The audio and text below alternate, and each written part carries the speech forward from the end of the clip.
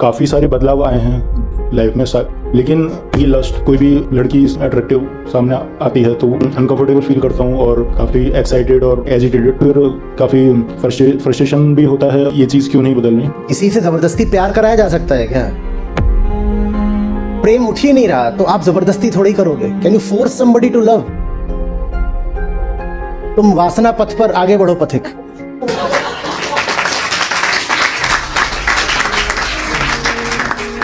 कोई तुमको कितना भी समझा ले बुझा ले, साफ साफ सच्चाई दिखा ले, पर नियत, फैसला, ईमानदारी, इनका कोई विकल्प नहीं होता। तुम्हारी मर्जी है, कोई और कैसे बदल सकता है? तुम बदलोगे? वासना हो कि कुछ हो, लालच हो, डर हो, जो भी, कहानी कभी ना कभी तो खत्म होनी है। या तो खुद अभी खत्म कर लो, नहीं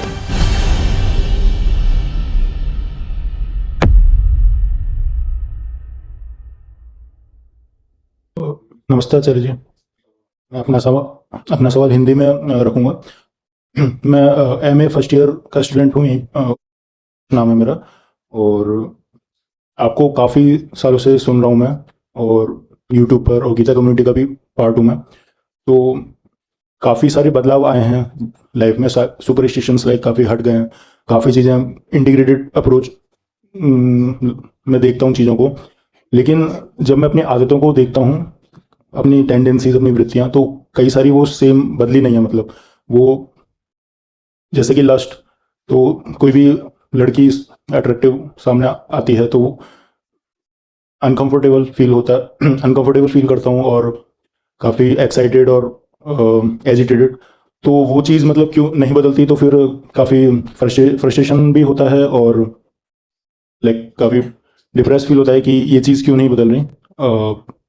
तो इस चीज़ पर आपका मार्गदर्शन चाहिए था। धन्यवाद। तुम्हारे घर में कुछ रखा हुआ है, वो तुम्हें बहुत स्वादिष्ट लगता है, खाने की चीज रखी है तुम्हारे ही घर में, ठीक है? चीज ऐसी है जिसका तुम्हें बड़ा जायका है। कोई बाहर से आकर के अधिक से अधिक यही तो बता सकता है ना कि वो जो चीज है वो सड़ चुकी है। यही तो कर सकता है। घर तुम्हारा है, कोई जबरदस्ती तुम्हारे घर में घुस करके तुम्हारे घर से उठा करके तुम्हारी चीज को बाहर तो नहीं फेंक सकता। हाँ, तुम्हारे घर में कोई चीज रखी थी, अंधेरे में रखी थी, कोई आकर उस पर थोड़ी रोशनी डाल सकता है। कोई आकर के उस पर थोड़ा प्रयोग करके तुम्हें बता सकता है चीज सड़ी हुई है। यही तो करेगा। उसके आगे का काम तो तुम्हारी नीयत का है। तुम्हारा फैसला अगर अभी भी यही है कि नहीं मुझे सड़ा हुआ खाना ही है, तो कोई क्या कर लेगा? कोई डॉक्टर भी किसी मरीज को पकड़ करके जबरदस्ती दवाई तो नहीं खिला सकता। वो यही करता है कि प्रिस्क्रिप्शन लिख देता है, अब उसके बाद तुम बाहर जाओ, प्रिस्क्रिप्शन ले लो, दवाई ना खाओ तो क्या होगा? और दवाई तुम खा भी लो तो ये बात शरीर के रोगों पर चल जाएगी कि डॉक्टर ने दवाई दी, आपने खा ली तो शरीर के रोग फिर भी साफ हो गए। पर जब भीतर की बात आती है ना, तो वहां अपना फैसला सब कुछ तय करता है। कोई तुमको कितना भी समझा ले बुझा ले, साफ साफ सच्चाई दिखा ले, पर नियत, फैसला, ईमानदारी, इनका कोई विकल्प नहीं होता। ये कोई काम बाहर वाला तुम्हारे लिए नहीं कर सकता, ये तुम्हें खुद ही करना पड़ेगा, क्योंकि घर तुम्हारा है, चीज तुम्हारी है, उसको उठा करके बाहर फेंकना भी तुम्हें ही पड़ेगा। कोई बाहर वाला व्यक्ति तुम्हारे लिए करने के लिए अधिकृत ही नहीं है। हाँ, तुम्हारा शुभेच्छु होगा तो फिर कह रहा हूं, जो चीज पड़ी हुई है उसकी प्रकृति तुम्हें दिखा देगा, उस पर प्रकाश डाल देगा, इतना कर सकता है अधिक से अधिक। अब तुम्हारी नीयत क्या है तो तुम जानो, इसमें कोई और क्या कर सकता है? तुम कहोगे कि फलानी चीज है वो जिंदगी में अभी भी मौजूद है, तो उसका उत्तर ये होगा तुम्हारी मर्जी। क्यों मौजूद है? तुम्हारी मर्जी, और कोई कारण नहीं है, तुम्हारी मर्जी ही कारण है। तो मर्जी कैसे बदले? तुम्हारी मर्जी है, कोई और कैसे बदल सकता है? तुम बदलोगे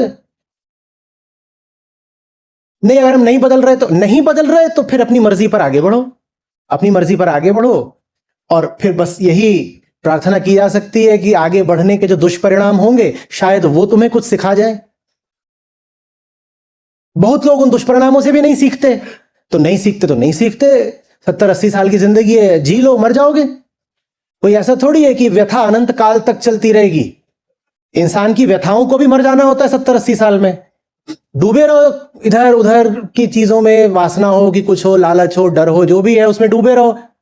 जिस दिन तुम जलोगे उस दिन डर और वासना भी जल जाएंगे। कहानी कभी ना कभी तो खत्म होनी है, या तो खुद अभी खत्म कर लो, नहीं तो चिता पर खत्म हो जाएगी। मर्जी है।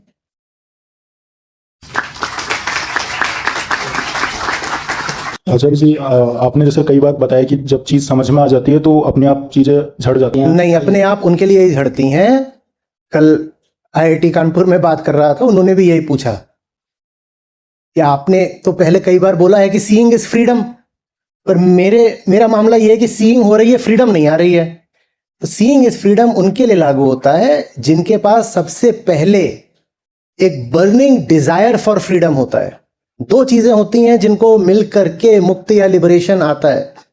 पहला, तुम्हारे पास मुमुक्षा होनी चाहिए, मुक्त होने की तीव्र उत्कंठा, अ बर्निंग डिजायर टुवर्ड्स लिबरेशन। और उसके साथ में होनी चाहिए सीइंग, दर्शन, जानना, देख पाना। ये दो चीजें जब मिल जाती हैं तब जाकर लिबरेशन आता है या फ्रीडम आता है। जिसके पास पहले से ही नियत मौजूद है उसको मैं कहता हूं कि सीइंग इज फ्रीडम, क्योंकि तुम्हारे पास मुमुक्षा, डिजायर फॉर फ्रीडम तो पहले से थी। तुम्हारे पास क्या नहीं था? सीइंग नहीं थी। तो सीइंग जैसे ही आ गई, मुमुक्षा पहले से थी तो फ्रीडम हो जाएगी। पर जिसके पास मुमुक्षा हो ही ना, उसको सीइंग दे दो तो भी फ्रीडम नहीं आती। अब मुमुक्षा तो देखो अपने दिल की बात है, वो कोई तुम्हारे ऊपर लाद नहीं सकता। किसी से जबरदस्ती प्यार कराया जा सकता है क्या? तो तुम्हें मुक्ति से भी जबरदस्ती प्यार कैसे कराएं? जिसको है तो है, जिसको नहीं है उसके सामने आप उदाहरण रख सकते हो, उसके सामने आप अपना प्रेम रख सकते हो। लेकिन उसके बाद भी अगर उसके भीतर प्रेम उठ ही नहीं रहा तो आप जबरदस्ती थोड़ी करोगे। Can you force somebody to love? No. तो कुछ नहीं हो सकता। तुम वासना पथ पर आगे बढ़ो पथिक।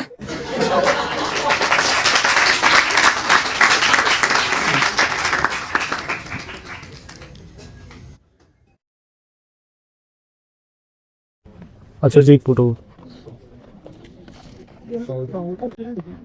आप बहुत वेट धन्यवाद सर। कल आईटी में आया था मेरे हिसाब से। बस नहीं, ये नियत नहीं, नियत कैसे बदलना है सर जी? मतलब वो कैसे आते हैं नहीं बदलनी। अपने आप से बोर हो जाओ। वही वही वही वही वही वही नियत रहे ना, सड़ी हुई चीज पुरानी है, बोर हो जाओ। बोर होना जरूरी है।